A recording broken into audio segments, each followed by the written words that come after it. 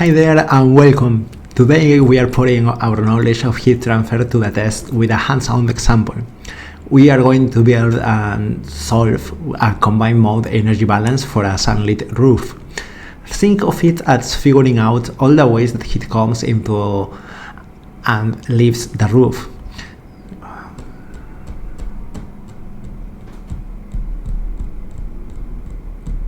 Hi there and welcome. Today we are putting our knowledge of heat transfer to the test with a hands-on example. We are going to build and solve combined mode energy balance for a sunlit roof. Think of it as figuring out all the ways heat comes into and leaves the roof, from sunshine to the air to the inside of the building. Our goal? To figure out how hot the roof's outside surface gets and how much heat flows into the building from that roof. So let's jump right in. Here's our roadmap for this problem. First, we'll lay out all the knowns and unknowns. Then we'll write out the complete energy balance equation for the roof's exterior surface, which is where all the action happens. We'll then look at how to pick the right convection coefficients and how to compute a special radiation coefficient to the sky. After that, we'll put it all together to represent the heat flowing through the roof. Finally, we'll solve for our two key unknowns, the surface temperature and the heat flow into the building. By the end of this video, you won't just know about roofs. You'll be able to identify all the key heat transfer modes, conduction, convection, and radiation for any surface in a building, whether it's a wall, a window, or a floor. You'll learn how to formulate a complete energy balance equation for that surface by putting all the modes together. And most importantly, you'll see how to connect that single surface into the larger thermal network of the entire building, a skill that's fundamental to all building simulations. Before we dive into the numbers, let's test our intuition.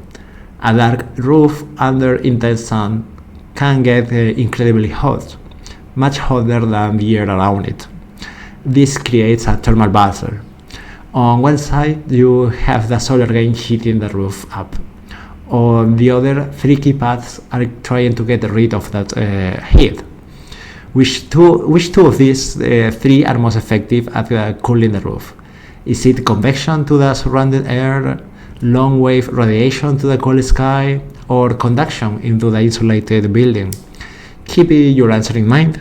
We will revisit it once we have built our full energy balance equation.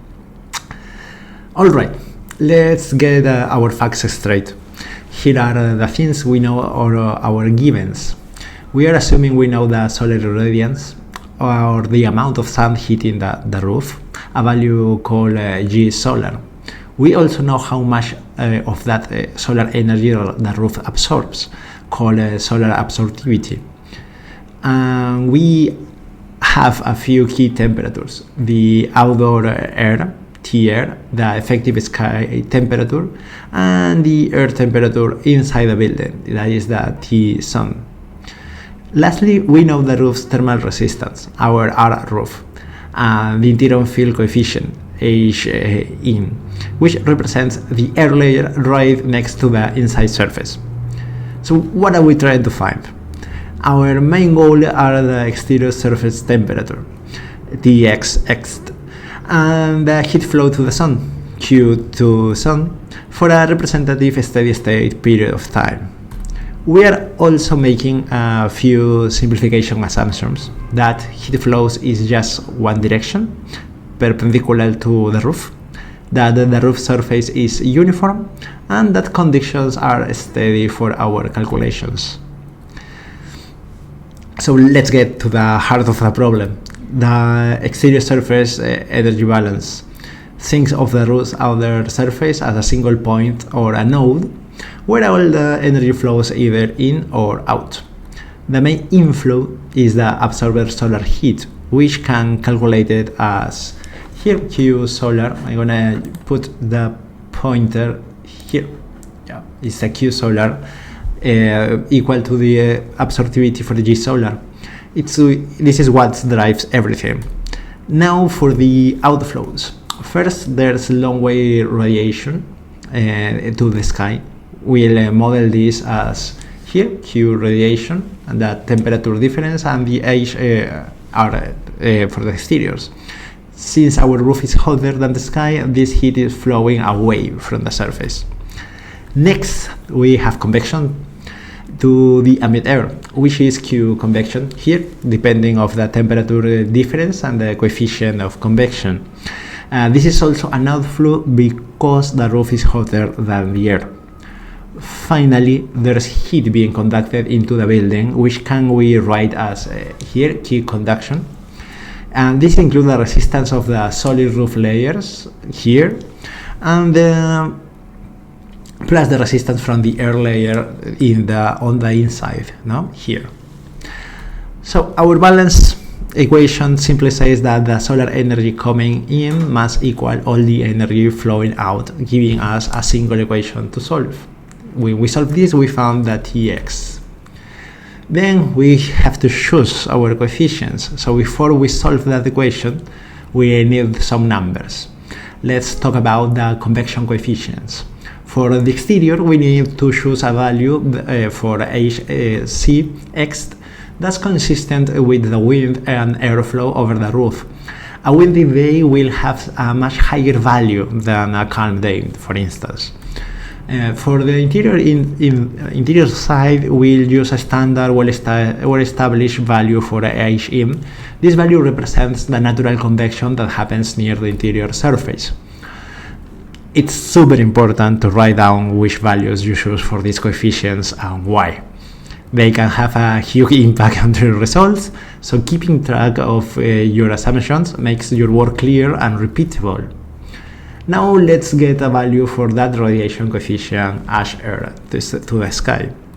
Since radiation depends on temperature to the fourth tower, T4, we linearized it to make the math easier. We can approximate H-R using this handy formula, H-R-X. Here the sigma is the Stefan-Boltzmann constant. Then we have epsilon, that is the roof's emissivity, and T is a representative temperature between the roof and the sky. This T here, here. So this linearization is a really elegant way to simplify our combined energy balance equation, allowing us to treat radiation just like convection. And after we solve the problem, we could go back, plug into the temperature we found for the roofs, and see if our initial guess for T was good enough. So let's talk about the heat moving through the roof itself. A roof is often made of several different materials, like sheeting, insulation, and a membrane. We can just adapt the R values of all those layers to get a simple combined resistance to the roof, the R roof. Then we add the interior film resistance in series with the roof's resistance to get the total resistance for heat flowing from the outside surface all the way to the inside air. Then finally, the heat flux to the sun, Q cond, is just the temperature difference between the outside surface and the sun air, divided by the total resistance here. We multiply this by the roof's area to get the total heat flow or sun load, that is Q to sun there. Well, we will continue moving on. With all those pieces in place, we can arrange our big energy balance equation for our unknown, Txx. We put all the terms with Tsx on one side and everything else to the other side. Well, you end up with this single linear equation. So the final explicit solution is a bit of a mouthful, but it's really a beautiful expression of how all the forces are competing. It shows how solar gain is balanced by heat losses from radiation to the sky, convection to the air, and conducting to the building. Once you have a number for Tsx, it's a piece of cake to calculate the heat flow to the sun, the Q sun. So Now, let's finish this video with a quick recap of the most important takeaways. The energy balance principle we just applied to the roof is actually universal. It's the core concept used for every surface in a building. Whether it's a wall, a window, or a floor, all surfaces matter and are constantly exchanging heat with their surroundings. Your job as a simulation user is to provide the inputs that drives the physics. The values you choose for things like emissivity or R value are the language you use to describe how each surface behaves physically. These inputs are critical because they define how each heat transfer mode, again, conduction, convection, or radiation, is modeled. Ultimately, the entire building is a thermal network. Each surface is like a single point or node. In our case, it was the roof. So each of them are a node within this network for the whole building.